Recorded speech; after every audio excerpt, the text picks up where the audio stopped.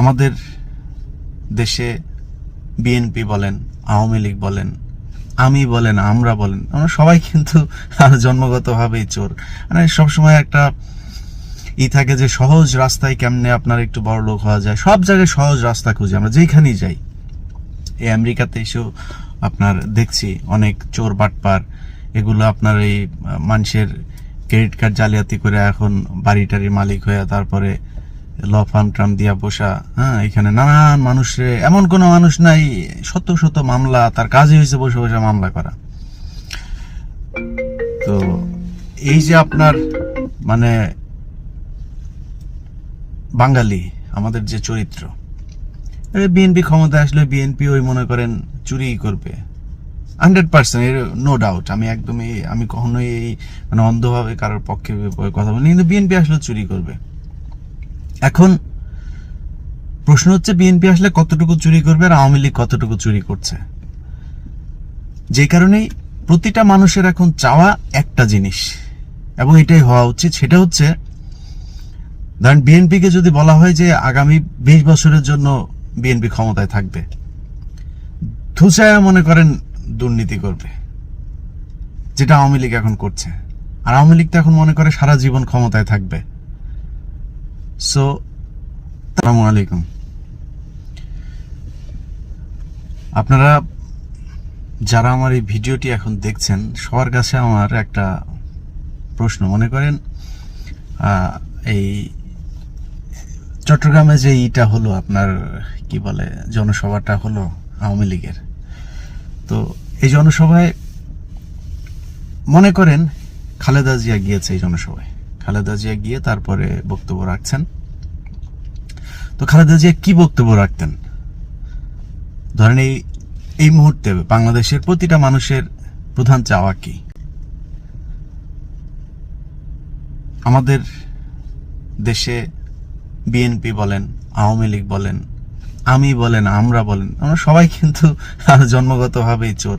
মানে সবসময় একটা থাকে যে সহজ রাস্তায় কেমনে আপনার একটু বড় লোক হওয়া যায়। সব জায়গায় সহজ রাস্তা খুঁজি আমরা, যেখানেই যাই। এই আমেরিকাতে এসেও আপনার দেখছি অনেক চোর বাটপার, এগুলো আপনার এই মানুষের ক্রেডিট কার্ড জালিয়াতি করে এখন বাড়িটারির মালিক হয়ে তারপরে ল ফার্ম ট্রাম দিয়া বসা। হ্যাঁ, এখানে নানান মানুষের, এমন কোনো মানুষ নাই, শত শত মামলা, তার কাজই হয়েছে বসে বসে মামলা করা। তো এই যে আপনার মানে বাঙালি আমাদের যে চরিত্র, বিএনপি ক্ষমতায় আসলে বিএনপি ওই মনে করেন চুরি করবে 100%, এর নো ডাউট। আমি কখনোই এই মানে অন্ধভাবে কারোর পক্ষে কথা বলি, কিন্তু বিএনপি আসলে চুরি করবে। এখন প্রশ্ন হচ্ছে বিএনপি আসলে কতটুকু চুরি করবে আর আওয়ামী লীগ কতটুকু চুরি করছে। যে কারণেই প্রতিটা মানুষের এখন চাওয়া একটা জিনিস, এবং এটাই হওয়া উচিত, সেটা হচ্ছে ধরেন বিএনপিকে যদি বলা হয় যে আগামী 20 বছরের জন্য বিএনপি ক্ষমতায় থাকবে, ধুসায়া মনে করেন দুর্নীতি করবে, যেটা আওয়ামী লীগ এখন করছে। আর আওয়ামী লীগ তো এখন মনে করে সারা জীবন ক্ষমতায় থাকবে। সো তারা মনে করেন বাপদাদার নাম ডুবায় একদম ইচ্ছা মতো করতেছে চুরি। যে কারণে সবার চাওয়া একটাই এখন, সেটা হচ্ছে ভোটটা দিতে হবে। যদি 5 বছর পরে আমার ক্ষমতা থেকে যাইতে হবে, এরপরে আরেক সরকার আসবে, তাইলে আর এত শেরেহানা, হাসিনা, জয় সব মিলা এত জামায়াতে আপনার চুরি করাটা সম্ভব হইতো না। তাহলে একটু সেন্সর থাকতো। এখন নাই, খালি মানুষের ভোট নাই, এই জন্যই। তো এই যে শেখ হাসিনা এখন ভোটবিহীন ক্ষমতায় আছে, খালেদা জিয়া যদি চট্টগ্রামের জনসভাটায় থাকতো, তাহলে কিন্তু ওইটাই বলতো যে আমরা ভোটের অধিকার, ভোটবিহীন কাউকে আমরা ক্ষমতায় থাকতে দিতে চাই না। তো শেখ হাসিনা গিয়া কিন্তু মানে বিএনপির পক্ষেই জনসভা করলেন। ওর বাপ চুরি করে গেছে, ভোট চুরি, ওই চুরি করছে দিনের মতো পরিষ্কার। এর আগে অনেকবার আমি আমার ভিডিওতে বলছি, এই মহিলার সমস্যা করতো, ওরে তো পাগলা গারদে পাঠানো দরকার। ও যাই প্রথমেই ওই বলে যে ভোট ছাড়া কেউ ক্ষমতায় থাকতে পারবে না, ভোটটি চুরি করে ক্ষমতায় থাকার ইচ্ছা আওয়ামী লীগের নাই। আরে চোরের বাচ্চা চোর, তুই তো চুরি করে আসছিস, তুই ওইটা নিয়ে কথা বলিস কেন? এটা তুইও জানিস, তোর দলের সবচেয়ে কট্টর একটা আওয়ামী লীগার যে সেও জানে। তো তুই ভোট চুরি নিয়ে কথা বলিস কেন? তো তার কাজই হচ্ছে যা ভোট চুরি করা। তো সে যে বক্তব্য দিয়েছেন, এই দেশের মানুষ ভোট চোরকে কোনোদিনও মেনে নেবে না, তো এটা তো খালেদা জিয়ারই বক্তব্য, ওটা তো আমার বক্তব্য, আপনার বক্তব্য, বাংলাদেশের সব মানুষের বক্তব্য তো এটাই। তো শেখ হাসিনা নিজেই স্বীকার করছেন যে তিনি আর ক্ষমতা থাকতে পারবেন না, এবং জনগণ যে তারা জুতা মারবেন এটা তিনি বুঝতে পারছেন, যে কারণে তিনি নিজে থেকেই বলছেন যে ভোট চোরদের জনগণ মেনে নেবে না, এটা বুঝতে পেরেছেন উনি। তো আমি যারা বিএনপি, জামায়াত, তারপরে এই স্বৈরতন্ত্রের বিরুদ্ধে যারা আন্দোলন করছেন, ভিপি নূরের দল থেকে শুরু করে যারা যারা আছেন, তাদের মধ্যে ধরেন একটা মেসেজ দিতে চাই যে আওয়ামী লীগ এখন 10 তারিখ নিয়ে যে পরিমাণে আতঙ্ক, আপনি একটু চিন্তা করেন 2021 সাল, এখন এটা যদি 2021 সালে হইতো, তাহলে বিএনপির মহাসচিব থেকে শুরু করে তারেক রহমানও লন্ডন থেকে ধরে নেওয়া যাইত। এখন কি করছে, বিভিন্ন ভাষায় ভাষায় মনে করেন যে ওদের যাইতে হচ্ছে, কারণ এটা আপনার আমি দেখি আমার নেক্সট প্রোগ্রামে হয়তো আমি আমার ওই ডকুমেন্টগুলো দেখাবো, সেখানে পুলিশ হেডকোয়ার্টারের কিছু আপনার মানে ওদের ওই ডিসিদের কাছে পাঠানো একটা ইমেল, ওদের ইয়েতে ডিভাইসে পাঠানো একটা ছিল, সেখানে তাদের একটা ইনস্ট্রাকশন দেওয়া আছে যে বাই 7:30 মধ্যে তাদের প্রতিদিনের আপডেট তাদেরকে করতে হবে, আপনার কন্ট্রোল রুমকে জানাইতে হবে। তো এটা ওদের রুটিন ওয়ার্ক করে দেওয়া হয়েছে যে এটা করতে হবে, কিন্তু সেটা বাস্তবায়ন কতটুকু হচ্ছে?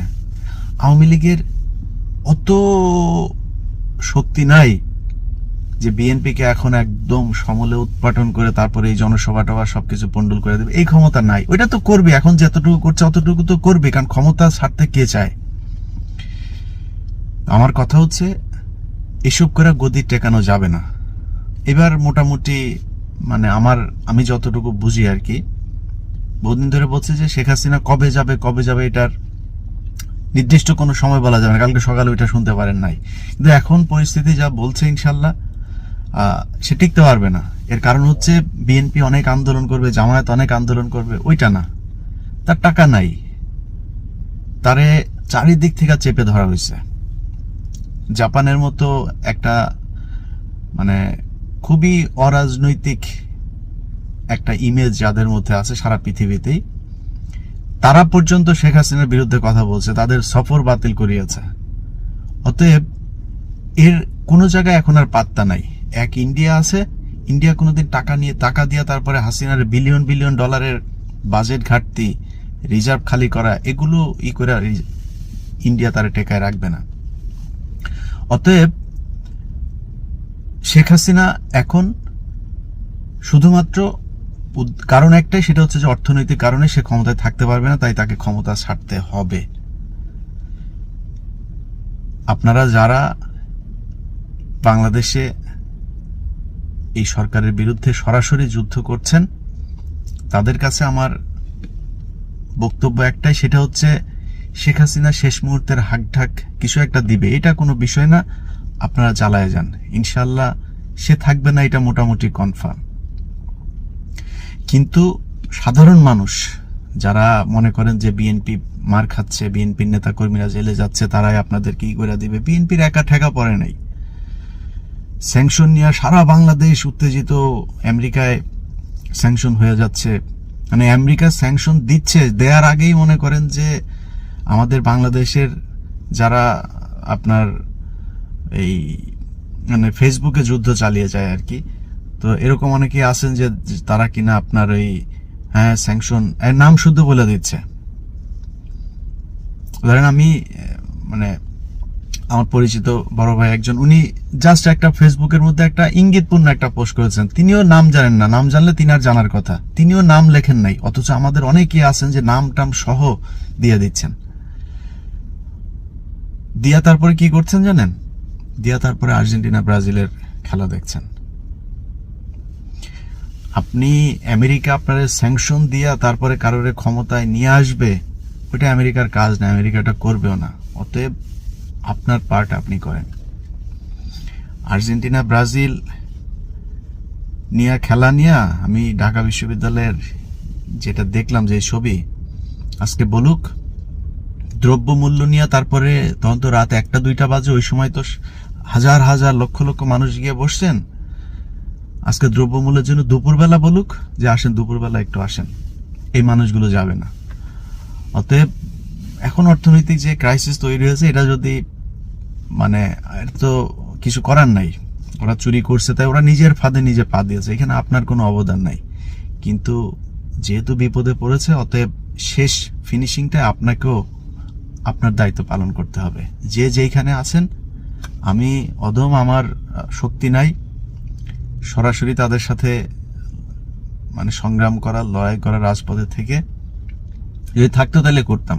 আমার যখন আমি এটা দিয়ে আবার এটা মনে করার কিছু নাই যে আমি এখানে এসে বসে বসে, তারপরে শেখ মুজিব তো ইয়াতে আপনার জেলখানায় বসে পাকিস্তানে হুকা টানছে আর দেশ স্বাধীন করে ফেলছে, তো আমি আমেরিকায় বসে করলে সমস্যা, আমি তো তারপরে কথাটা তো, শেখ মুজিব তো কথাও বলে নাই, বরং কথা যেটুকু বলছে সেটা হচ্ছে বাংলাদেশ কেন স্বাধীন হয়ে যাচ্ছে সেটা নিয়ে উনি খুব গভীর উদ্বেগ প্রকাশ করছেন। একদিন আগে 15 তারিখেও যখন ডিক্লেয়ার দিবে, ওরা যখন আত্মসমর্পণ করবে, তার আগে শেখ মুজিব জেলখানা থেকে বের হয়ে, তারপরে ওটা ভিডিও সহ আছে, মানে আপনারা ইউটিউবে সার্চ করবেন। হ্যাঁ, তো পাকিস্তানের ওই সময় সেনাবাহিনীর এক অফিসার ওই বক্তব্য দিচ্ছেন আপনার পাকিস্তানের একটা ইয়েতে, টেলিভিশনে। তো এখন তা আমরা করলে সমস্যা কি? সে যদি ওইখানে বসে হুক্কা টাইনা যদি দেশ স্বাধীন করে ফেলতে পারে, তা আমরা করলে সমস্যা, আমরা করছি তো। আর আরেকটা কথা হচ্ছে যে আপনাদের পিতার যারা পুত্ররা আছেন, আমরা কিন্তু এত ঠান্ডা মাথায় থাকিনি ভাই। আমরা আমাদের দেশের ইতিহাস একটু জানা আসবেন, কারোর ভয় পাইনি কখনই। তখন যেটা করার দরকার তখন সেটা করছি, এখনো করছি। তো বাংলাদেশের মানুষের কাছে অনুরোধ, সামনের যেই প্রতিটা সেকেন্ড খুব গুরুত্বপূর্ণ, খুব হিসাব করে। এই ব্রাজিল আর্জেন্টিনা না আপনারা চেনেও না, মানে এমন মানে কুকুরের একটা প্রজন্ম। আর্জেন্টিনার ব্রাজিলের, আমি আমেরিকা বিশ্বকাপ খেলছে, কারোর বাসায় দেখি নাই আমেরিকার পতাকা টানায় রাখছে, কিংবা আর্জেন্টিনা ব্রাজিল কারোর পতাকা টানায় রাখছে।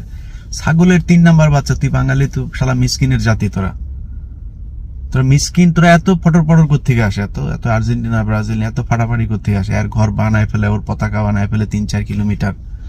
এগুলি বন্ধ করেন, নাহলে কপালে বিপদ আছে। যারা কথা বলছি আমরা কিন্তু আপনাদের চেয়ে খারাপ নাই, আমাদের ডিম 115 টাকা দিয়ে কিনা খাইতে হয় না।